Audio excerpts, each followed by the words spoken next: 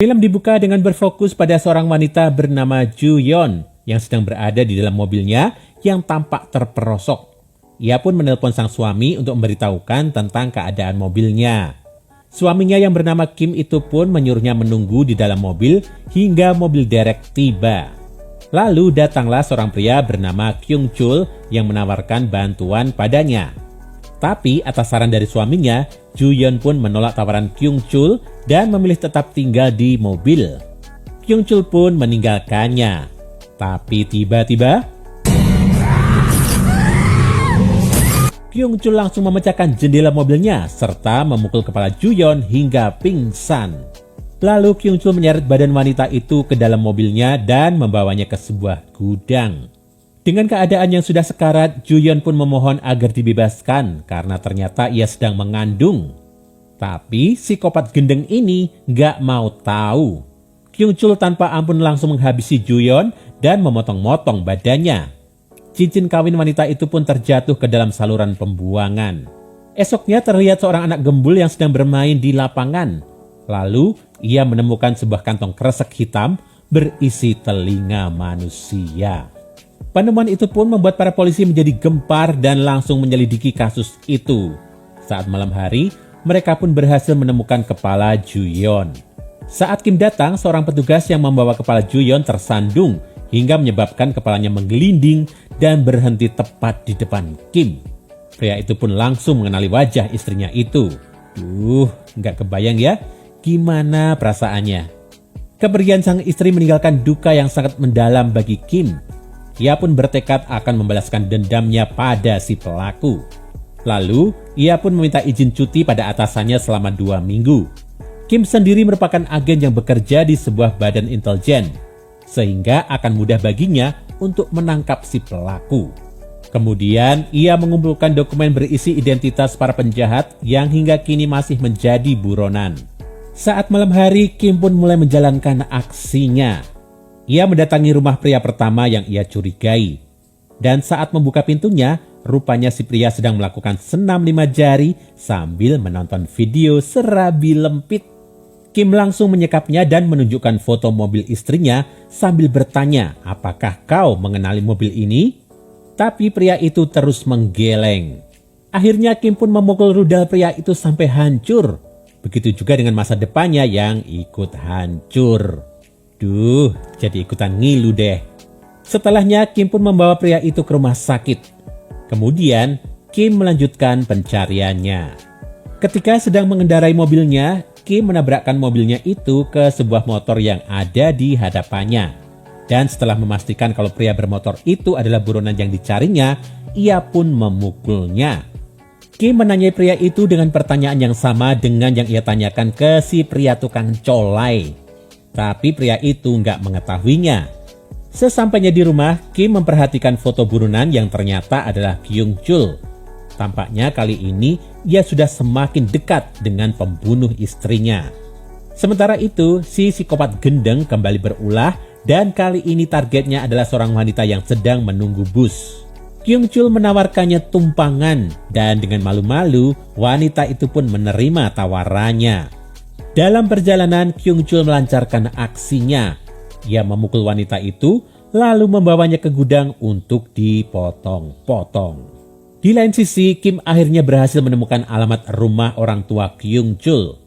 Di sana ada orang tua Kyung-chul dan juga anaknya yang masih kecil.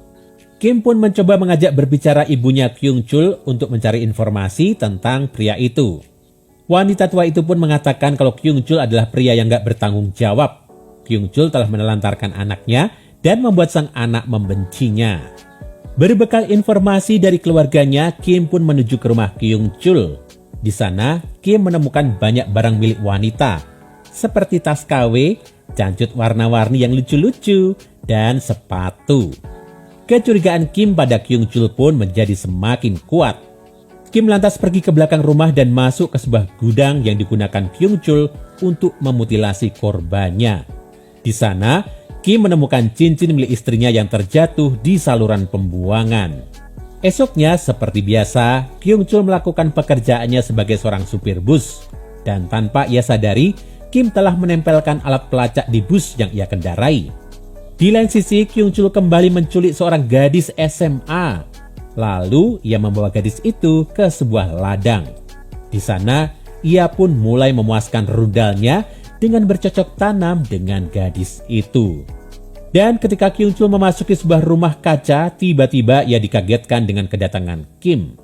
Kemudian terjadilah pertarungan sengit antara keduanya. Karena Kim adalah seorang agen yang memang sudah terlatih bela diri, ia pun memenangkan pertarungan itu. Kim lalu memaksa Kyung Chul untuk menelan alat pelacak yang dibawanya.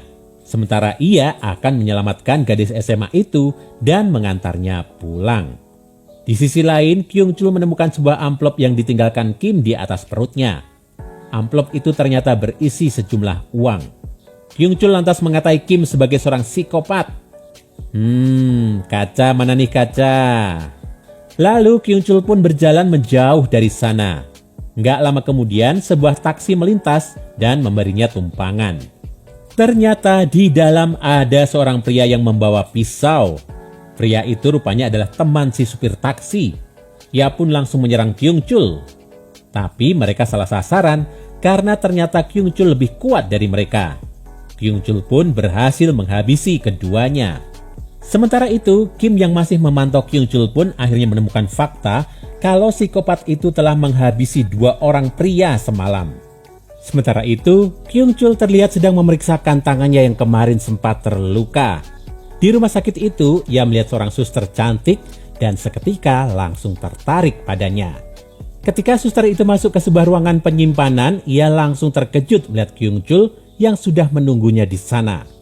Dengan kata-katanya yang mengintimidasi, Kyung Chul menyuruh wanita itu membuka bajunya. Lalu, Kyung Chul meminta wanita itu untuk menghisap rudalnya. Dan saat Kyung Chul lagi ngerasain anget-angetnya, tiba-tiba ia terciduk oleh Kim yang langsung memukul kepala psikopat gendeng bin mesum itu. Kim lantas melumpuhkan Kyung Chul dan melukai otot kakinya sehingga membuatnya pincang sepanjang sisa hidupnya. Setelah Kim pergi dan Kyung Chul mendapatkan pembalut di kakinya, Kyung Chul pun pergi dari sana menaiki sebuah mobil. Dalam perjalanan, Kyung Chul melihat lampu sebuah mobil. Ia pun memutuskan turun untuk mencari korban selanjutnya. Tapi nyalinya langsung ciut ketika menyadari kalau mobil itu berisi 1 kompi tentara. Kyung Chul lantas mengunjungi rumah temannya yang ternyata sama psikopatnya seperti dirinya. Gak tanggung-tanggung, bahkan temannya dan sang istri itu suka memakan daging para korban yang telah mereka habisi. Ketika temannya akan mencincang korbannya, tiba-tiba Kim datang dan langsung memberinya pelajaran. Saat itu, Kim sempat terlibat perkelahian sengit dengan Kyung Chul, teman kanibalnya, dan istri si kanibal. Usai memenangkan perkelahian itu, Kim kembali membawa Kyung Chul ke rumah sakit. Tampaknya Kim sangat terobsesi untuk terus menyiksa si psikopat gendeng ini. Mengetahui kalau dirinya dalam bahaya, Kyung Chul pun kabur dari rumah sakit. Kini ia juga menyadari kalau Kim adalah suami dari wanita yang pernah dibunuhnya. Kyung Chul pun pergi ke apotek untuk membeli obat yang membuat dirinya pup, sehingga alat pelacak itu pun berhasil keluar. Nonton adegan ini sambil makan kayaknya seru deh.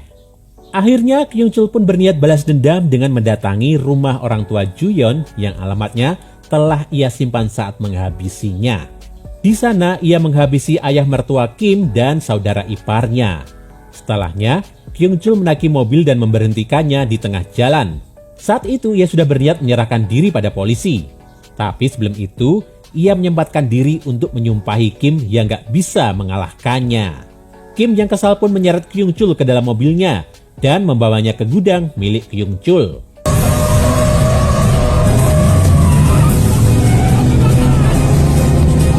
Di sana, Kim mengikat Kyung Chul pada sebuah pintu yang terhubung dengan pisau jagal. Alhasil kalau pintu itu terbuka, maka otomatis kepalanya akan terpotong oleh pisau itu. Ironisnya, pintu itu rupanya dibuka oleh keluarganya sendiri. Mereka semua pun menyaksikan bagaimana kepala Kyung Chul menggelinding dari sana. Duh, malah kasihan sama anaknya ya. Entar kalau ngikutin bapaknya jadi psikopat, kira-kira gimana dong? Sementara itu, Kim berjalan sambil menangisi nasibnya yang malang. Dan film pun berakhir.